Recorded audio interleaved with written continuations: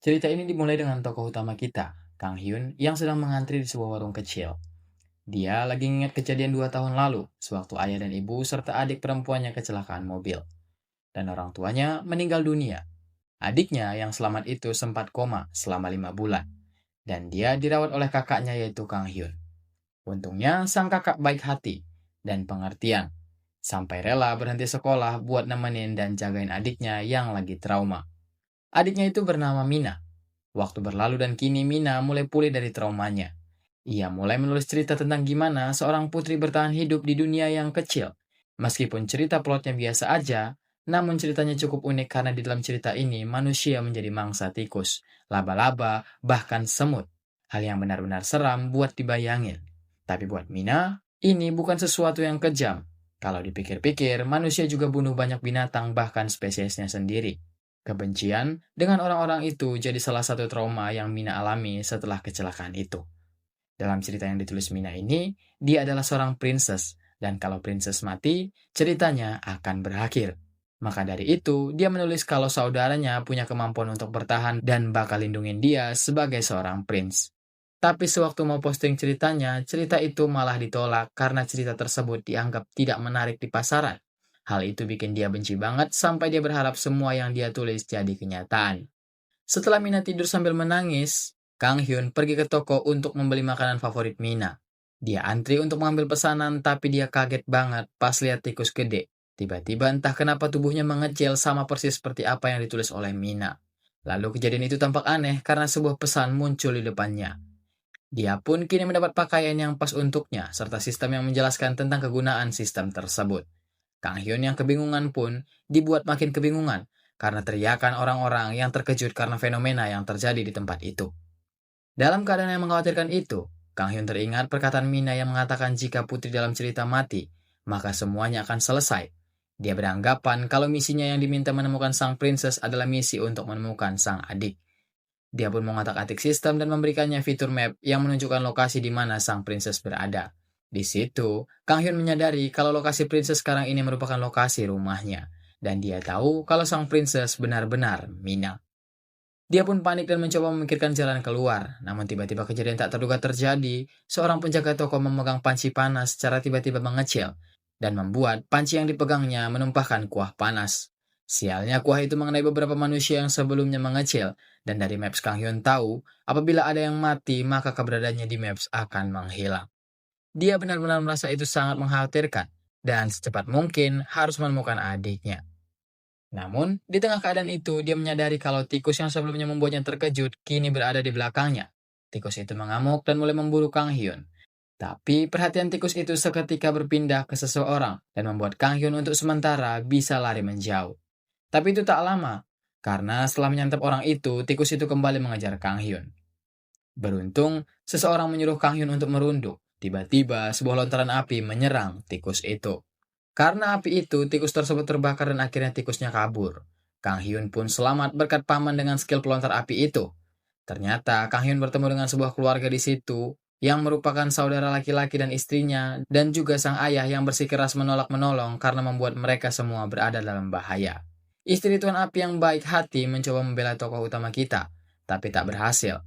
Karena itu, Tuan Api memutuskan untuk beristirahat dan meminta saudara laki-lakinya untuk berbicara dengan Kang Hyun. Di sudut, mereka mengobrol, saling mengenal, dan kita jadi tahu kalau adik dari paman api sebelumnya bernama Kim Cheo, umurnya 36 tahun. Di sana, Kim menanyakan skill yang dimiliki Kang Hyun. Ia berterus terang tentang skill dan level yang dimiliki skillnya sekarang. Dan itu membuat Kim berterima kasih karena ia telah jujur. Dia pun memberitahu skill yang dimilikinya. Skillnya berupakan peningkatan kekuatan tubuh dan sepupu yang sebelumnya menolong Kang Hyun memiliki skill nafas api. Di sela-sela pembicaraan mereka, sepupu Kim berkata mereka akan pergi. Di situ Kang Hyun meminta untuk ikut dengan mereka. Kim setuju tentang itu, tapi sang ayah menolaknya karena merasa ia akan menjadi beban untuk kedepannya. Di situ Kang Hyun berkata kalau skillnya akan berguna, karena dia bisa mengetahui keberadaan di sekitar melalui minimap yang ia punya.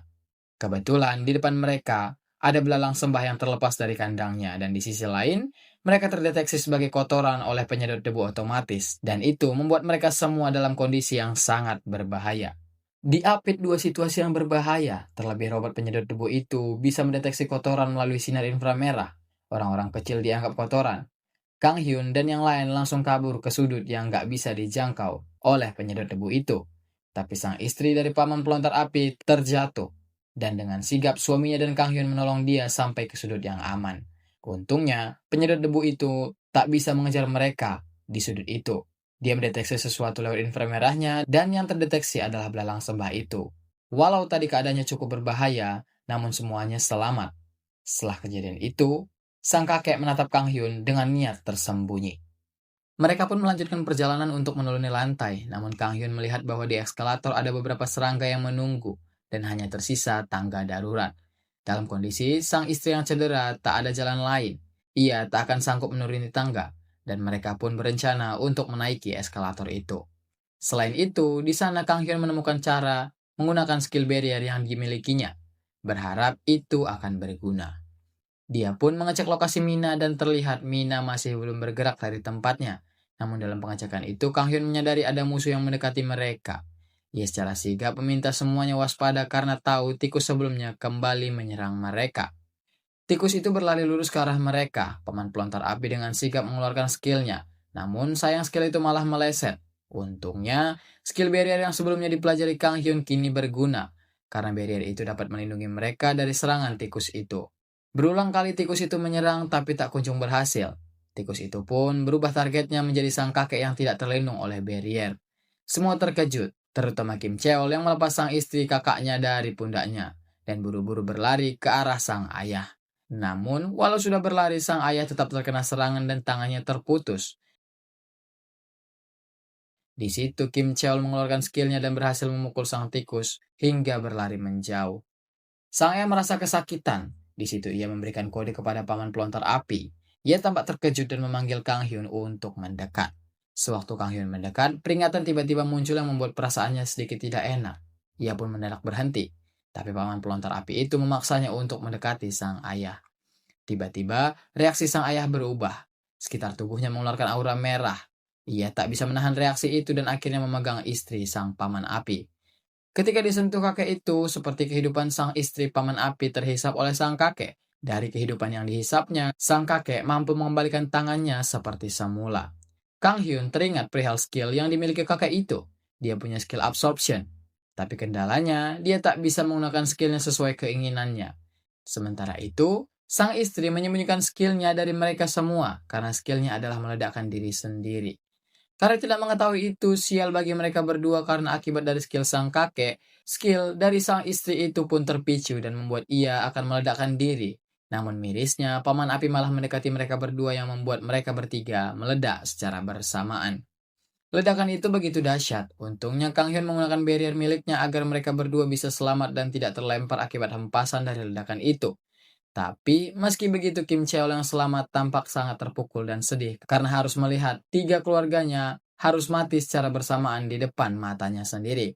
Tak berlangsung lama, tiba-tiba notifikasi baru muncul di layar yang mengatakan kalau sebentar lagi wilayah itu akan dikontaminasi radioaktif dan beracun.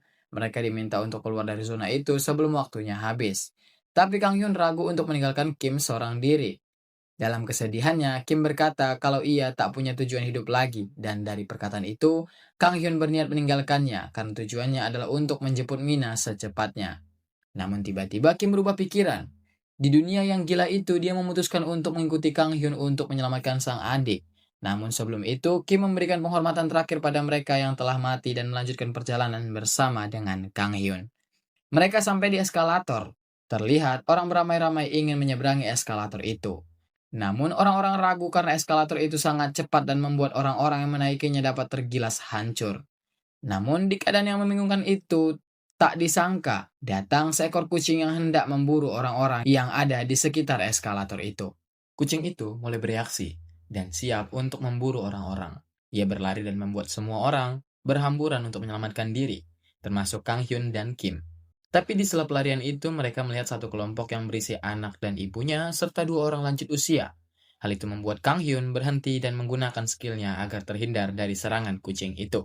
Saat sedang melindungi mereka, seorang anak kecil menggunakan skillnya untuk menyembuhkan rasa lelah yang Kang Hyun rasakan. Di situ Kim sadar kalau anak itu punya skill healer. Ia sempat berharap kalau anak itu bisa menyembuhkan keluarganya. Namun, dia kecewa karena skillnya tak berfungsi pada orang mati. Kim pun meminta Kang Hyun melepaskan barriernya dan berniat untuk menyerang kucing itu. Hantaman pun terjadi. Dan karena bantuan tambahan dari skill support yang mampu memperkuat skill orang di sekitarnya, kucing itu pun berhasil diusir. Setelah kucing itu pergi, kedua lansia itu mendekati Kang Hyun dan mencoba untuk meramal mereka berdua. Anehnya, skill mereka malah tidak bekerja pada Kang Hyun. Setelah itu, mereka pun turun dengan eskalator. Dengan berbekal penyembuhan dan support dari ibu dan anak itu, Kang Hyun bisa mempertahankan barrier dan membantunya menjadi alas agar terlindung dari gesekan eskalator. Dan karena hal tersebut juga, anak kecil bernama Yunsu dan ibunya Son Hye menaruh kesan baik pada Kang Hyun. Setelah melewati eskalator itu, menggunakan maps-nya, Kang Hyun menyadari kalau zona radioaktif makin dekat dan kini mereka dihadang oleh pintu putar yang membuat mereka harus berlari cepat agar tidak tergilas. Merasa tak mampu, kakek dan nenek itu meramal masa depan mereka, dan sang kakek berkata untuk tetap mengikuti Kang Hyun. Mereka berencana untuk membuat Kang Hyun, Hyunsu, dan Kim berlari duluan. Lalu setelahnya Kang Hyun menggunakan barrier untuk menahan pintu lebih lama, agar Son Hye serta kedua kakek nenek itu bisa selamat. Setelah pintu tertahan, semua bergegas untuk berlari, namun sang nenek terjatuh dan membuat Kim secara sigap kembali dan menggendongnya. Namun barrier semakin retak. Sang kakek yang melihat ramalan kalau Kang Hyun akan mati kelelahan demi dirinya, memutuskan untuk berhenti berlari, agar Kang Hyun bisa selamat. Kepergian kakek itu diterima dengan tabah oleh sang nenek. Sementara Kang Hyun terlarut dalam penyesalan, namun tertidur karena kelelahan yang luar biasa. Saat Kang Hyun tertidur, sang nenek mencoba untuk meramal masa depan Kim. Namun yang dilihatnya adalah kematian Kang Hyun yang tepat di depan matanya, yang membuatnya cukup syok saat melihat ramalan tersebut. Sewaktu selesai dengan Kim, Son Hye memperkuat skill ramalan sang nenek, dan nenek meramal serta menunjukkan pada Hyunsu. Di sana mereka menyadari kalau mereka mengikuti Kang Hyun, maka Kang Hyun akan mati karena melindungi mereka. Jadi mereka pun memutuskan untuk pergi dan berpisah di tempat itu. Saat Kang Hyun sadar, sang nenek dan juga Hyunsu sudah pergi, dan mereka berdua harus secepatnya untuk bergabung dengan kelompok yang menuju ke Isu. Karena terlalu lemas untuk berjalan, Kang Hyun pun digendong oleh Kim. Sesampainya mereka di luar tempat itu, dan menuju Isu, mereka malah melihat kekacauan dari dampak manusia yang mengecil secara tiba-tiba. Menatap kacau balaunya dunia sekarang, seorang dengan pakaian rapi berkata kalau ia akan membuat kelompok dengan berangkat melalui stasiun Isu menuju stasiun Naebang. Pria itu berpidato dan memantik semangat semua orang. Dan di situ Kim sadar kalau orang yang sedang berbicara itu adalah kepala kantor wilayah, Wan Seok. Di sana, Kim berkata kalau pemimpin itu adalah pemimpin yang netral dan merasa kalau akan aman di kelompoknya. Pria itu bahkan menyuruh bawahannya untuk melihat rute terdekat dengan skill terbang miliknya. Dan bawahan itu berkata, menuju utara adalah jalan terdekat. Namun, karena dia terbang, seekor merpati menyerang dan memakan bawahan itu. Melihat kejadian itu, Kang Hyun melihat maps-nya dan melihat kalau rute yang akan diambil kelompok itu adalah rute yang sangat berbahaya. Kang Hyun yang merasa keadaan itu salah, mulai menjelaskan resiko kalau melewati rute tersebut. Namun saat menjelaskan, tiba-tiba mulut Kang Hyun tertutup dan tidak bisa berbicara. Karena keadaan itu, orang-orang yang mendengarkannya malah menganggap Kang Hyun hanyalah bocah gila. Walau begitu, Kang Hyun tetap berusaha. Sampai usahanya ditahan Kim, dan membiarkan orang-orang itu pergi ke utara. Kang Hyun bertanya-tanya dengan tindakan Kim. Namun Kim menjelaskan, tidak semua orang bisa diselamatkan. Ia menyarankan untuk fokus menyelamatkan orang terdekat saja. Karena Kim berkata begitu, Kang Hyun penasaran dengan keadaan Hyunsu dan mengecek mapnya. Di sana, Kang Hyun tahu kalau Hyunsu sedang berada di keadaan yang berbahaya. Sementara itu, Hyunsu berkata kepada ibunya kalau dia ingin buang air kecil. Ibunya menolak karena merasa kalau akan berbahaya jika berpisah dengan kelompok. Tapi Hyunsu memaksa dan akhirnya ibunya pun mengikutinya. Ternyata Hyunsu berbohong soal buang air kecil. Ia ternyata mendapat penglihatan dari sang nenek sebelumnya dan berkata kalau semua anggota dalam kelompok itu telah mati. Sontak ibunya terkejut dan menangis karena merasa anaknya kini diberi beban yang cukup besar. Dan mereka berdua memutuskan untuk mencari ayah Hyunsu saja. Kang Hyun pun tahu kalau Hyunsu dan ibunya masih hidup. Dan Kim sangat lega mendengar itu. Ia berkata kalau skill Kang Hyun sangat berguna karena mengetahui orang di sekitarnya sangat detil. Sementara mereka semakin dekat dengan rumah Kang Hyun, Kim menawarkan untuk berkunjung ke minimarket terlebih dahulu. Di perjalanan menuju minimarket, Kim dan Kang Hyun melihat mobil yang menurut Kang Hyun familiar dan bergegas memeriksanya. Di dalam mobil itu, mereka menemukan seorang gadis yang baru sadar bernama Aram yang merupakan teman sekolah Kang Hyun dulu. Aram sadar dan sangat histeris melihat orang tuanya yang telah tiada. Aram berteriak histeris dan menangis karena merasa semua itu adalah kesalahannya. Di situ, Aram kebingungan karena tubuhnya tiba-tiba mengecil. Kang Hyun pun mengajak Aram untuk pergi dari tempat itu. Kang Hyun pun menjelaskan kalau sebagai ganti tubuh yang mengecil, manusia jadi punya kekuatan. Aram pun baru tahu kalau dia punya kekuatan psikokinesis. Dan di sana Kim bertanya nama ibu Aram dan melihatnya di Maps. Kang Hyun melihat kalau ibu Aram masih hidup dan berjarak 30 menit dari sana. Namun sebelum mereka pergi, mereka tetap menuju minimarket karena telah kelaparan. Di perjalanan, mereka bertemu dengan bangkai anjing yang di ukuran mereka yang sekarang besar bangkai itu seperti paus. Di sana, mereka belum menyadari tentang burung predator yang kerap muncul ketika melihat bangkai. Tak jauh dari bangkai yang dikerumuni gagak itu, mereka berjalan. Walau jalan mereka perlahan, namun burung gagak yang dikenal jenius menyadari keberadaan mereka. Dan mereka pun dengan tergesa-gesa memasuki minimarket itu. Dengan kerjasama yang baik antara mereka bertiga, mereka bisa masuk minimarket dan selamat dari terkaman gagak itu. Di sana mereka mencari makanan dan membersihkan tubuh mereka. Sewaktu mandi, Kang Hyun bertanya pada Kim tentang tujuannya. Kang Hyun merasa tidak enak kalau terus-terusan ditemani. Namun satu hal yang Kang Hyun tidak ketahui, Kim mengetahui ramalan tentang kematian Kang Hyun dan mengikutinya agar bisa menyelamatkan Kang Hyun. Setelah makan dan mandi, Kang Hyun melihat rute yang aman untuk pergi ke rumahnya. Namun, penguatan yang diberikan Hyun Soo sebelumnya telah habis. Jadi, rute kali ini tak bisa dipandu oleh Maps. Di sela-sela itu, Aram bercerita kalau ia pernah membaca novel di internet saat di Jepang. Dan ceritanya sama dengan yang mereka alami sekarang. Namun cerita novel itu dihentikan karena diduga menjiplak karya yang sama dari negara India. Sontak Kang Hyun pun teringat Mina yang juga menulis cerita itu. Di malam hari, mereka pun melewati rute yang sebelumnya telah diingat Kang Hyun. Saat melewati jalan, mereka penasaran bagaimana bisa di tengah kekacauan itu, daerah tersebut masih memiliki listrik. Kang Hyun merasa di sekitar situ ada orang yang mampu membereskan kekacauan di sekitar sana. Dan perasaan Kim pun makin kuat akan ramalan itu.